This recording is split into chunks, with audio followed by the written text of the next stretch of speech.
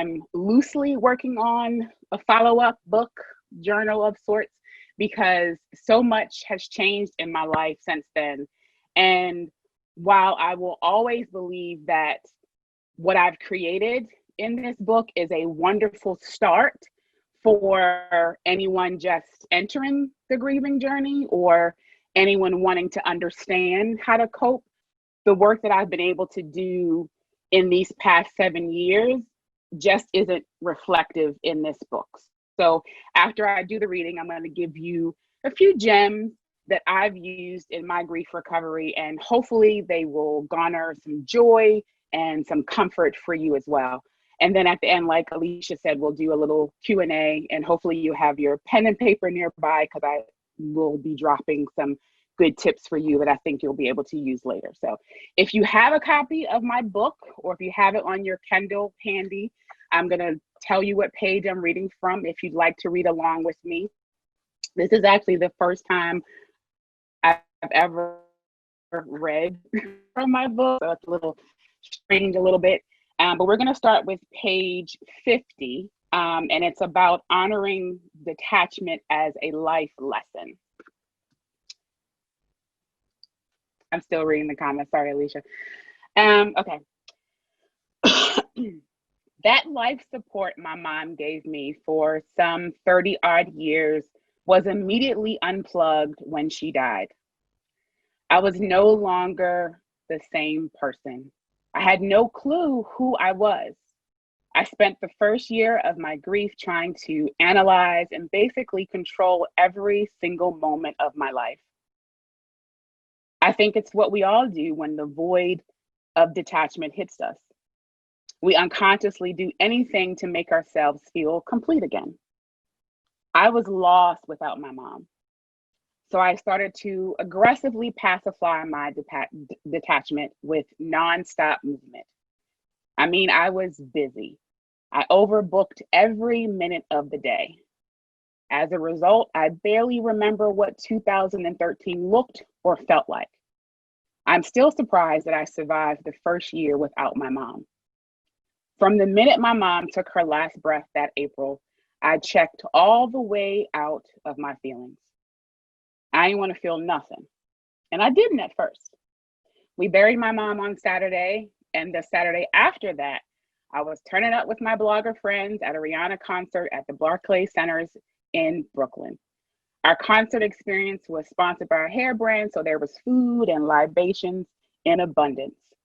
I ate and drank everything that passed by me, and even some things on other people's plates. I remember people regularly asking me if I was okay, like all night. Duh, I'm here. Yeah, I'm okay. That was a lie. And I was starting to get annoyed. They were making me remember why I wasn't okay. But this was the only way I knew how to survive my grief. When I wasn't traveling at our events in the city, I would start my day, and I would stay at my job until a crude and ungodly hour. It would be almost 10 or 11 o'clock in the evening, and I would still be tapping on my keyboard, writing stories for the week for both my blog and my full-time editor gig. I'd even go into the office on weekends. I'd just sit at work all day, watching TV and writing. I knew that after 10 p.m., the trains headed back to Brooklyn would be operating at their typical snail's pace. So when I finally got home, I just want to go to sleep.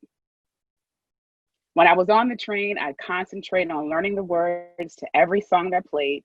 And to know me is to know I never know the words. If I kept my mind occupied every single possible second, there'd be no missing her.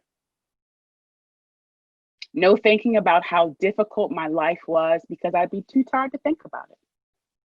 The goal was to zone all the way out and enter into this world that I had created for myself, where feelings were absolutely forbidden. I gave myself up as tribute for my feelings. But in 2014, the first death anniversary arrived, and I woke up to all the emotions I was hoarding from the year before, except now they were suffocating me. So as I think back about that excerpt, I think about how long it took me to recover.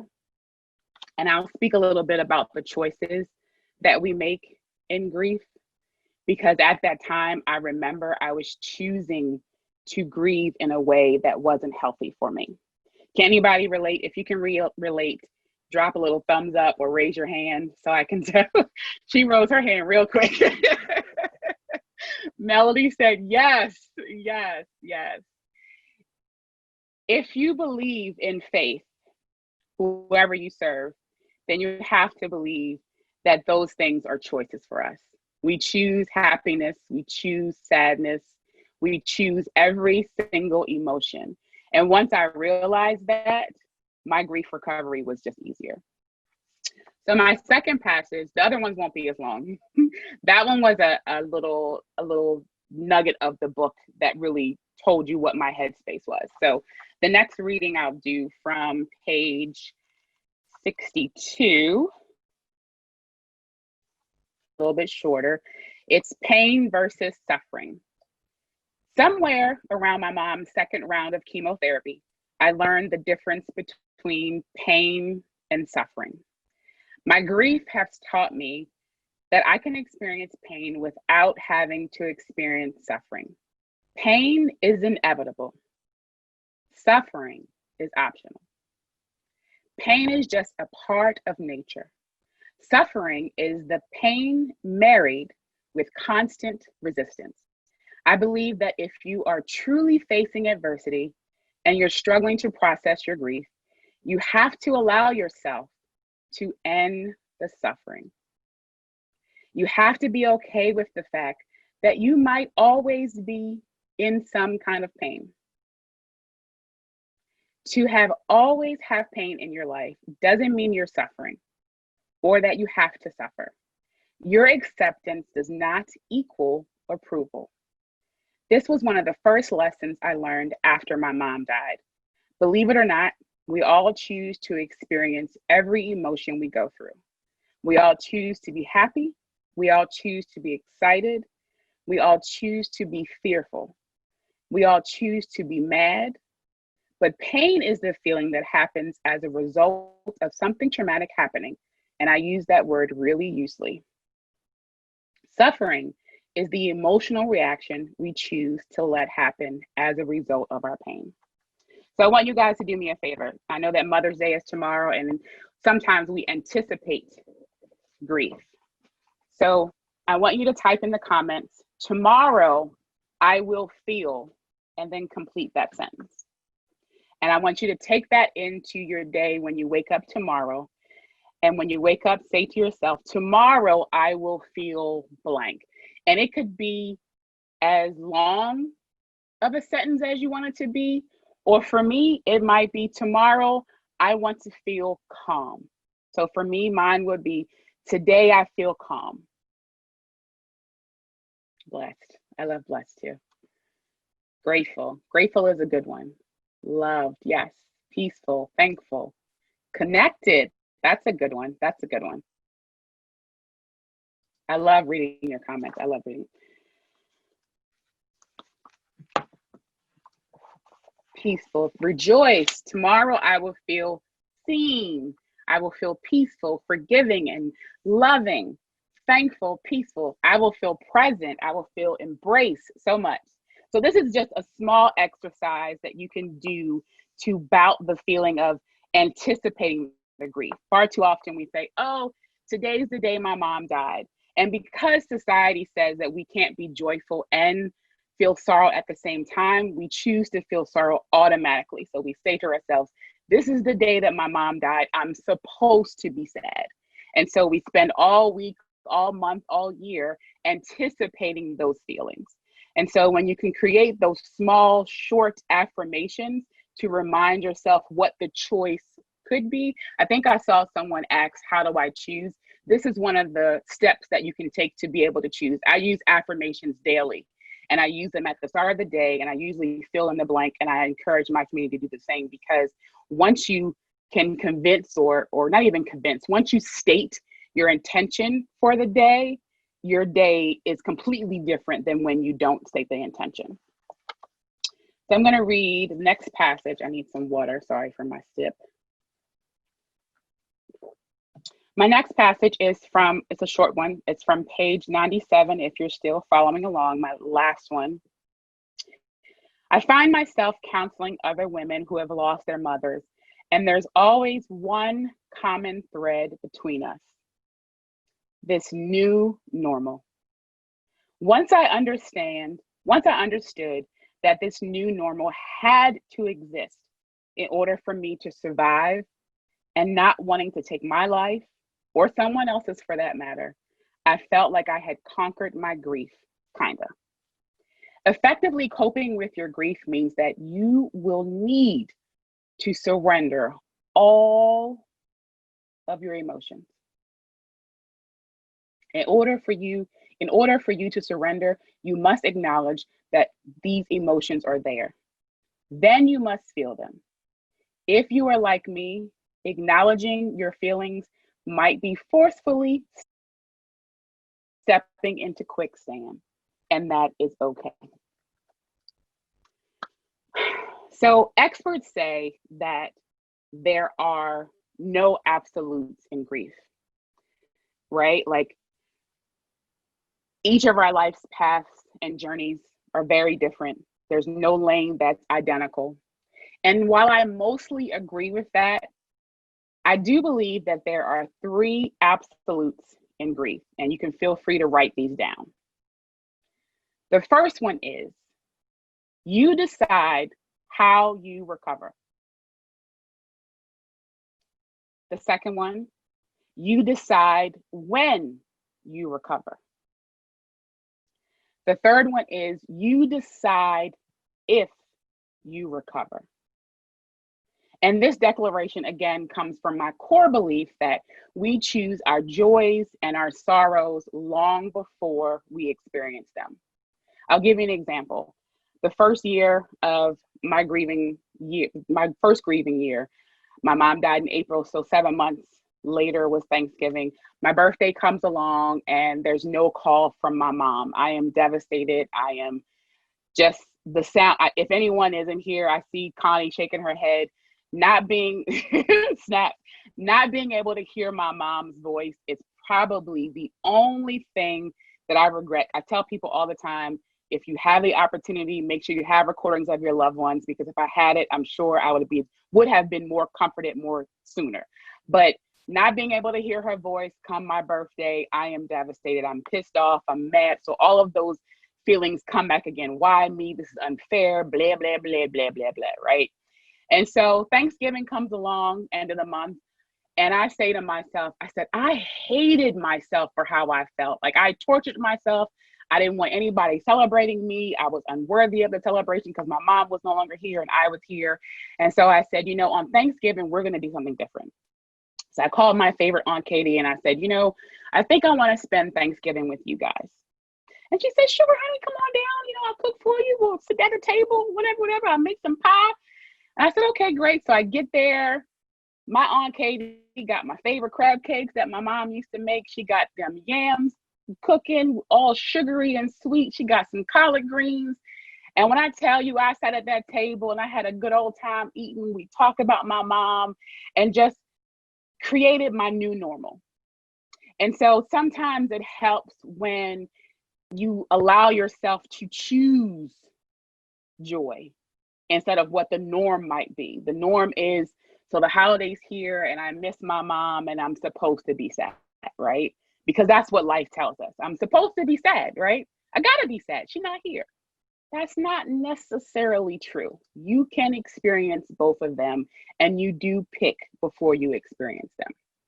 One of the most damaging pieces of misinformation that we learn about grief is that we will never get over it, right? Like, you hear people all the time, you're never going to get past your grief. You'll never get over it. You'll always miss your mom. That part is true. But you can and will be okay. Maybe not all the time, right? But you will be okay. There will be pockets of joy, pockets of happiness, pockets of excitement. You can create those moments. It's more accurate to proclaim that you'll never forget her, right? You'll never forget your mom or your dad or whoever you've lost. You won't forget them, but you will be able to get over that. The idea that you'll never get over it does not allow for any kind of recovery. So you say to yourself, I'm never going to get over this. That keeps you stuck in a place of trauma. And then your heart is eternally broken. So some tips. How do we create or get to this place of recovery, right? Like, where do we start? For me, it was radical self-care through community building, what we're doing today.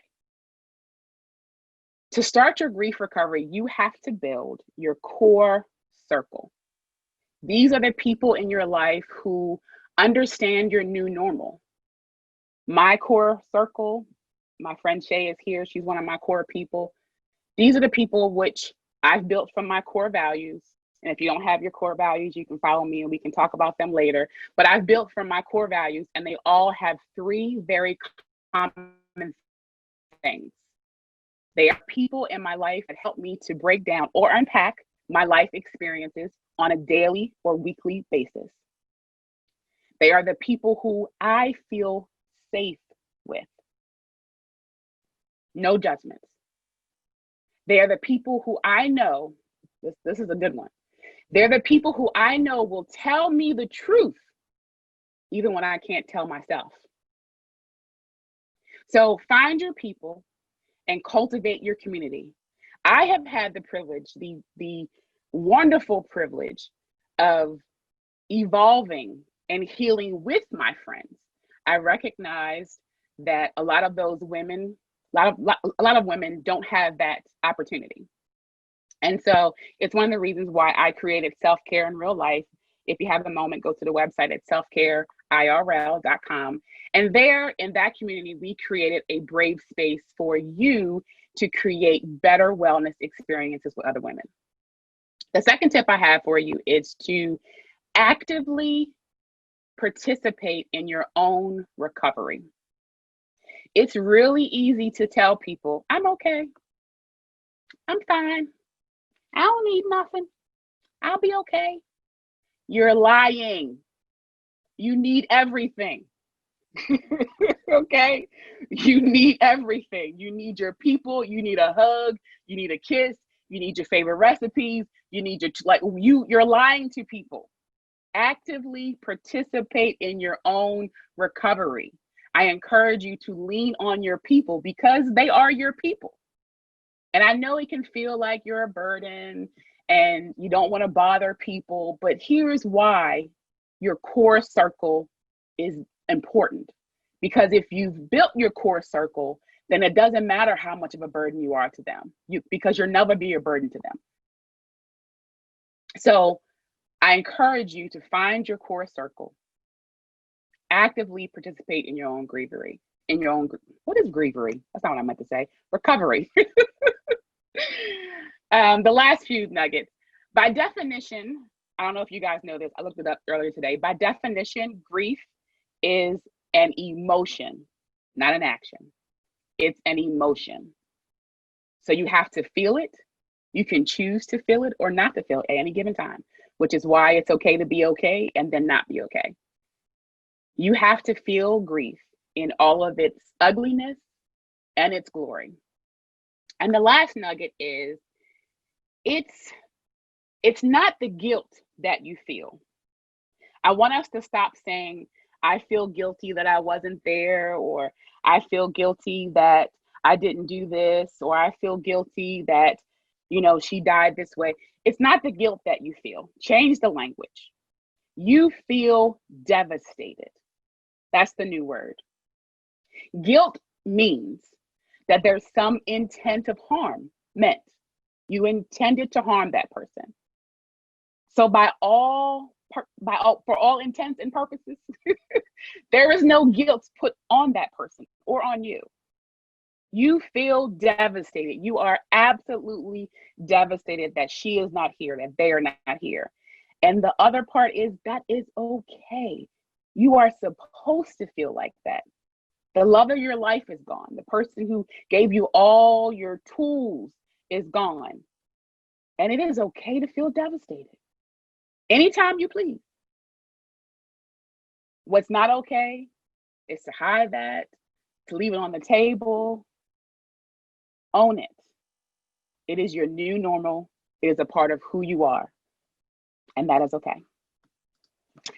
That's it for my tips and my reading. Thank you so much. I saw your faces. It helped me so much to be able to see all the faces. I know Christina down there. I can see your little face. I loved watching you as I talk and Connie. Like so many of y'all, this was a really good experience for me too. I needed to be reminded of all the things that I've learned during this journey. Alicia, did you want to ask the question? Because I do have some time now. Yeah, I had just a couple questions, and I'm going to encourage everyone to put their questions in the chat, and I can take them over and we can talk about them. You can talk about them. My main question, when my mom first died, I got into this work mostly because I needed a different voice in the grief space. And when I found your book, it was just so incredible to have someone who was so real, so honest, who would say things how I needed to hear them, and who used a different language than like platitudes and the angels and the doves and all of those things that I was just like, this is not working for me. This does not resonate with me. So I'm really curious about like why, obviously it's you and it's you really shining through, and like what has been important for you in doing this work and being able to be yourself and use the language that you use and write a book that just feels so different from what else is out there. I mean, I think it is exactly what you said. Even while I was in the beginning of my grief process and I was looking for books and resources, everything felt so legal and all these big terms that I had to look up. And I was like, I don't know what any of this stuff means, but I know how I feel. I know how this loss feels to me. So let me put it in the most plainest terms that I can find. Add some cuss words because I curse. That's just me.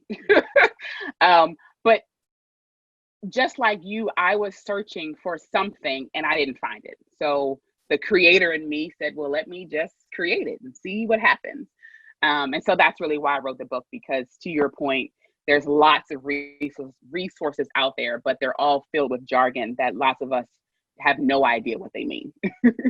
Yeah, absolutely. I'm curious. We had a question come through, and this person wants to know, they said, I want to know how I can support those that are grieving. So I think obviously you do a lot of work about how to care for ourselves and how to, have gratitude and own our grief. But if you can speak to how we can support others that might be in our tribe and our circle and our community of support, I'd love to hear about that. Absolutely. I think for me, I would say know your friends. This is where knowing your people helps, because you'll know what they need before they need it. I hate the question, let me know if you need anything, because then you place the burden on the griever. So be proactive. Take over their favorite piece of cake. Buy them something that they love. Say, hey, you want to come over for dinner today? Stop asking the questions and put it into action. Real friends just show up, and that's it. And so I think when it comes to grieving, we forget that it's just support. It's no other different kind of support. It's the same support that you would give them if they were moving or if they were, having a bad time. It's just support. So offer the same support. So now you could then break down, how can I support someone better? And that's a fair question, but the support shouldn't look different. The support should still be, let me do this for you. I know you've had a bad day. I see my best friend Anitra was on here a little bit. We'll say all the time, girl, let's go to happy hour. It's been a long day. Let's go. And so those are the same things that you do for people who are grieving. Yeah, thank you. I think that sort of, we know our people best, and we know what will help them on a good day. We know what will help them on a bad day. And I think that sometimes what I hear from people is that when it comes to grief, for some reason they get stuck and they get nervous and they feel like they're going to screw something up. But you can support someone the same way through, the grief of a breakup, the grief of losing a job. If those things are going to help them, you can at least try to support them in those ways that are similarly helpful in other situations. Yeah, so we all need you to be the same friend. And oftentimes times what happens is that it showcases how bad of a friend you might be. And that's a whole nother topic. Yeah, That's a whole, or I'll even take the blame off of the friend, right? Sometimes it also showcases the boundaries and expectations that you have not communicated with your friend. So your friend may not even know how to help you because you haven't communicated that with them. yeah, And so you're out here wondering how to say this and how to say that. Maybe y'all ain't had no real deep conversations. yeah, Maybe all the conversations is surface level. So now you're like, well, what do I do? You don't know her. That's what you do. yeah, You have no idea who she is yeah. and And what that she wants. You know what I mean? can be really harmful in a relationship when you don't have a mutual, like you don't make mutual effort to support your relationship because it's a two-way street. I have a question here from someone that I wanted to ask you similarly, and especially because we're here having you do an author talk and read from your book. How does writing help you in the process of grieving? And do you have any advice to start writing through your own grief? Because I loved in the beginning of the book, you talking about, you know, when you found out about your mom's choice and the fact that she was dying, you were like, I put notes on old napkins and stuff in drawers. Like I was writing all the time. And this was sort of a catalyst for you to really write in a much bigger way about it. So I'd love to hear about how it helps you process and what the process of writing your book was like. For me, journaling my feelings particularly allows the feeling to have a place to land. And it's not just somewhere swirling around in my head, taking up space. So when I journal, I'm able to get everything out. Then I'm also able to go back and look at how I felt a month ago. Because if I'm growing, then 30 days later, I might not feel the same. 6 months later, I probably don't feel the same. So it's a really, journaling in general is a really good way to track how you're feeling, your progress, you know, what makes you tick. You know, it's a really good way to judge who you are as a person. Yeah, thank you. I think one of the things, and you know, I know you talk on your site about aha moments, and one of the things that I sort of jump into in my work when I'm writing sometimes like, oh, I didn't even know I was feeling that. I didn't even know that I felt that about my grief, that I knew that about my mom, that I was processing things in this way. And then I said this yesterday, it sort of comes out of my fingertips into my keyboard, and that's how I learn it. Yeah. There's a whole book in me about addiction and about my dad. I touch on it very briefly in the book because I wanted it to not be a bash my dad moment, you know. But as I was journaling, I had so many feelings about what I went through as a kid, you know, surviving his addiction, being a part of his addiction, feeling like no one saw me through his addiction. So journaling helped me reconcile those feelings and see them. A lot of times, you know, you're going throughout your day, there's so many things that pop into your head. Your to-do list is in there, your goals is in there. There's so much, you know, running around in your brain. Your feelings pop up and then they go away, and they pop up and they go away, and they also pop up as aggressions and other things to other people. And so a lot of times when you can journal them, you can control that aggression that happens, those lashing out at people, that attitude that you might have. And you're like, why am I angry, girl? Because you hate your daddy. That's why you angry. You hated him all your life and you couldn't tell nobody about it. That's why you angry, you know? And so journaling definitely helps you kind of sort those feelings and just see them. They need a place to live and to land there. I personally cannot have my headspace filled with all of my feelings. I got things to do. So they have to come out of my head and onto a piece of paper so I can still function, you know?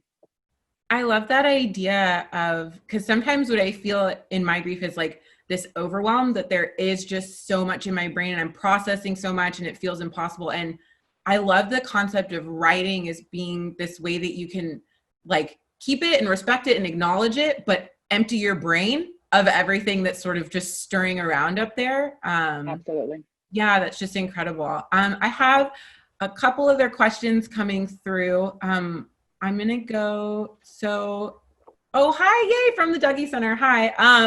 One of the questions is, how do you balance choosing to feel joy on the days when you just can't access that without feeling like you've failed? I just don't access it. There's like, I think we put too much effort and too much, not too much, we put too much thought on the idea that we have to be okay. Sometimes we just not. And that is okay. And so you know you better than anybody else on the world. And so if you wake up and you just don't feel like doing nothing, I just don't feel like doing nothing. I had a hard day. And I may put in some actionable steps to try. And, I'll put some music on, or I might read a few poems. And if I still have done those kind of core things and I still feel bad, I'm going to take my butt right on back in the bedroom and I'm going to take it down because I don't have it today. And you're not like, the other thing that we forget, and I think this is in general, not just people who are grieving, but women, particularly Black women, particularly, we do so much. When is the time that you get to sit down and be still? Just still. When's the last time that you said, I'm not doing nothing today? I'm gonna veg it out. I'm gonna watch some TV. It really wasn't until the pandemic came along that we just said, well, now I gotta watch some TV.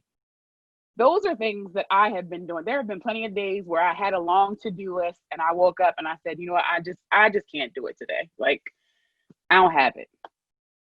Thank you. Yeah, I think I'm seeing like sleep is fine. Be still, just be still. And I think especially in one of the questions that we have, I'm really honored to have you here with me today and to know that you do the work that you do. And I'd love to hear you speak a little specifically about support for Black women and women of color, and what's unique about finding outlets for grief and mental health for Black women and women of color. I think like just alone touching on the fact that we don't slow down, we can't slow down. You and I talked about this a little bit before the call and I was like, I just need to remind myself to slow down. And I think that there's a uniqueness to our experience and also when it comes to grief. So I would love to spend some time on that.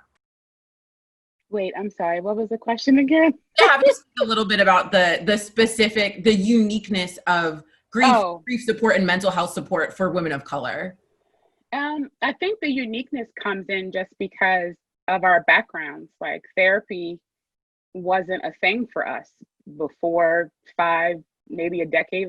I would say like 5-6 years, when self-care and the kind of trendiness of mental health became a thing on the internet. So before then, you went to church.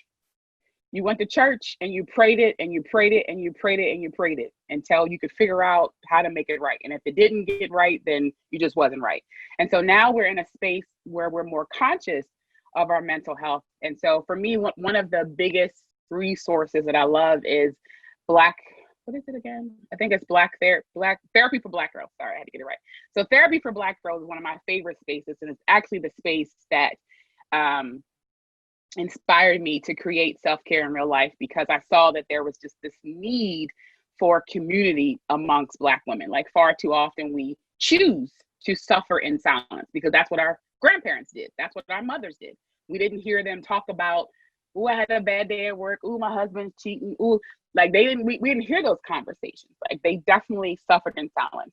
So for me, I think I am enjoying the space that I'm in now, and I'm grateful that we have so many resources. Like I said, Therapy for Black Girls is one of my favorite ones.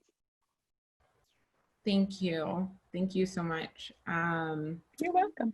And I love Therapy for Black Girls. I'm like, yes, please. Thank you.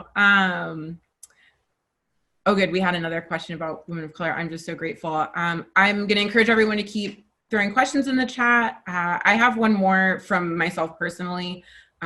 What are some of the things that you employ right now and 7 years later that might be different from before, but what are some of the things that you employ that your mom taught you specifically over Mother's Day weekend? Like, what are things that you're doing this weekend that reflect what your mom taught you in the time that you had with her? We weren't a family that super celebrated holidays. So I'm not letting the world force me into celebrating them. So I keep that same motto. The only holiday we really went after was Christmas. Y'all know I love Christmas. If you follow me, like I played Christmas music the other day. I'm ready for December already. I want some snow. I want Christmas today. So for me, it was the idea that, so overarching, it's the idea that I choose what I want to be or do, not society. Society doesn't tell me I have to celebrate Mother's Day. I gotta go get somebody a gift. I gotta go get that. Hi, husband. And so for me, it's about remembering that my mother instilled the best of her in me, which was that I make my own rules, and society doesn't tell me what I have to do or should be or should believe. I believe what I want. Thank you. Yeah, I think that's so important, is not being, I think, held to anyone's expectation of how we're supposed to grieve or celebrate anything. Being able to just do whatever feels right for us. You know, I think I've heard obviously like great things about hosting this weekend, and then other things like, well, when are you gonna take time for yourself? And I'm like, if this is what I need, this is what I'm gonna do. Hello, husband. I would say he wants to come and say. That's all you need, just a little bit of care from your husband this weekend. It's okay. So I know we have just a few more minutes. I did have one question that Marcia asked in here. And then I know you wanted to share about your playlist with people, and we'll share that with everyone after this. But for Marcia, I have a hard time believing that I'm choosing to suffer. I think that mental health factors can impact one's experience in suffering. Any further coping tips when I do feel like I'm suffering right now with the loss of my mom? So I think, again,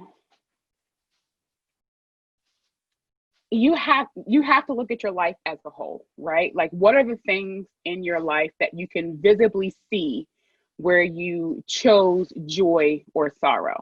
And I think that will help you reconcile the I just can't believe, because you have to think of it more, not just in this instance, but as a whole. Like, we choose every emotion. So I chose to feel happy, or I chose to feel anger. Like, you have to think of it as in a bigger picture.